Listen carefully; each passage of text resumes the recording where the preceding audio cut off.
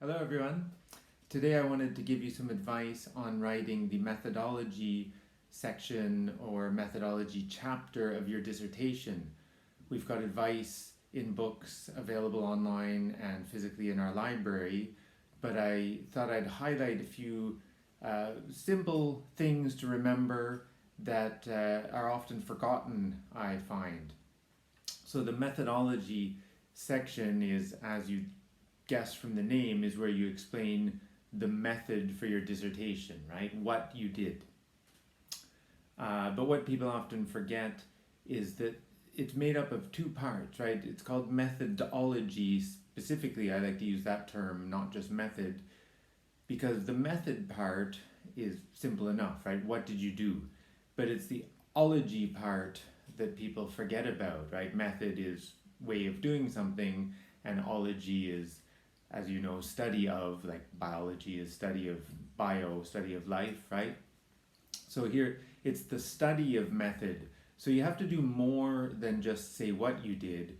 You should also always be explaining why you did those things, providing a rationale for the method that you chose. Why is your method of data collection and your method of data analysis, why are they the best ways available, or at least why are they good ways available to you? So think of it as being four parts, right? Data collection. What did you do to collect your data? Interviews, text analysis of newspapers, surveys, whatever, right? What did you do to collect data, and why that method? Why were interviews the best way? Why was doing some sort of corpus analysis the best way? What did you do and why for the data collection? And then what did you do and why for the data analysis?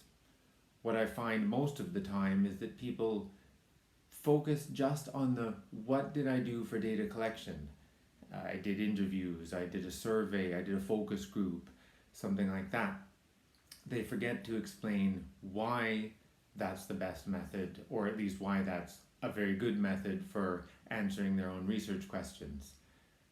And then a thing that people forget, it seems to me the vast majority of the time, is to provide any methodological rationale for their data analysis method. They'll just say something like, I analyzed the recordings I made. Perhaps you recorded some television programs to look at the way news announcers talk about male versus female athletes. That was a very interesting one I saw a while ago.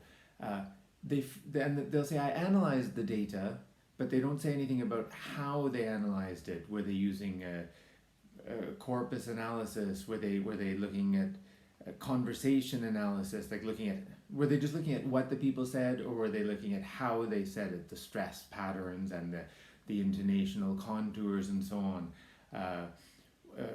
For analysis, were they doing a quantitative or qualitative analysis, right? You could write a little bit about that, even just the whether you're looking at numbers or qualities, right? So that's got to be part of a method chapter or method section too.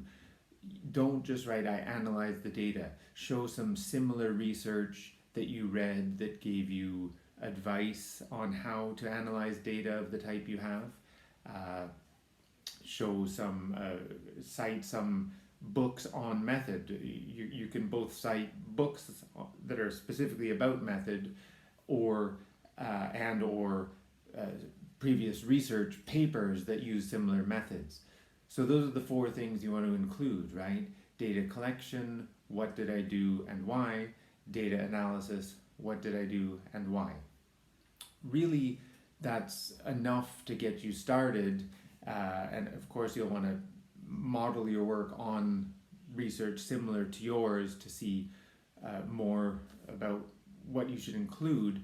But I think with those four steps in your head, writing about those four steps gives you a very strong start for having a comprehensive methodology chapter. I would like to also point out one small minor point that maybe irks me more than others, but write this from the point of view of being complete.